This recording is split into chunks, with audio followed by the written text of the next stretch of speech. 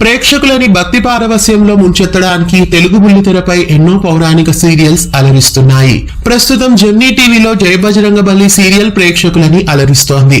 ఇక ఈ సీరియల్ ముగిశాక ఏ సరికొత్త సీరియల్ ని తీసుకురాబోతున్నారు అంటే ఈసారి వినాయక సుబ్రహ్మణ్య చరితాన్ని ప్రేక్షకుల ముందుకు తీసుకొస్తున్నారు. హిందీలో సోనీ సాబ్ లో గణేష్ కార్తికేయ అనే సరికొత్త సీరియల్ ప్రేక్షకుల ముందుకు వచ్చేస్తోంది. అక్టోబర్ 6వ తేదీ నుండి సోనీ సాబ్ లో ఈ సీరియల్ ని లాంచ్ చేయబోతున్నారు. రాత్రి 8 గంటలకి ఈ సీరియల్ ని టెలికాస్ట్ చేయబోతున్నారు. ఈ సీరియల్ ని జెమినీ ప్రేక్షకుల ముందుకు అతి త్వరలో తీసుకొస్తారు.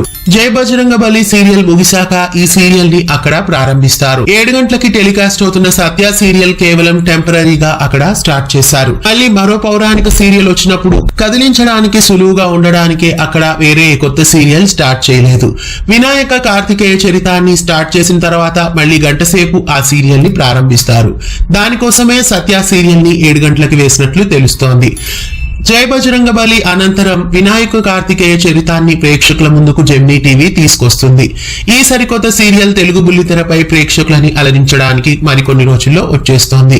ఈ సీరియల్ ప్రోమో ప్రకారం ఈ ప్రోమోలో గణేశుడు చాలా అద్భుతంగా కనిపిస్తున్నారు. గతంలో జై గణేష కంటే కూడా ఈ సీరియల్లో వినాయకుడు లుక్ చాలా బాగా అనిపిస్తోంది. అక్టోబర్ 6వ తేదీ నుండి గణేష్ కార్తికేయని సోనీ సాబ్ లో వీక్షించండి. వీర హనుమాన్ కి అనంతరం స్వస్తిక్ ప్రొడక్షన్ వాళ్ళు ఈ సీరియల్ ని నిర్మిస్తున్నారు. తెలుగులో జై బజరంగ బలి సీరియల్ తర్వాత ఈ సీరియల్ ప్రేక్షకుల ముందుకు రాబోతోంది.